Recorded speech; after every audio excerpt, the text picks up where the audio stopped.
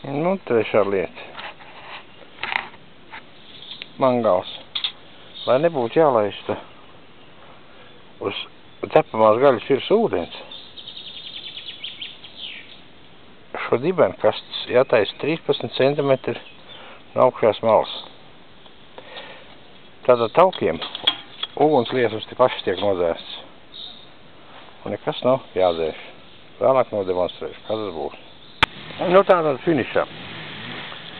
Attālumam līdz šašlika, līdz iesmiem no kurtuves apakšas, kur atrodās tos ogus, jābūt tieši 13 cm.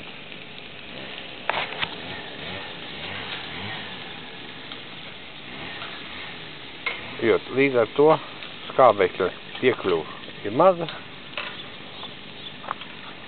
un viss tapās bez uguns. Liesmas dzēšanai mums nevajag nevienu ūdens pili, jo vienkārši liesma nav. Paldies par uzmanību.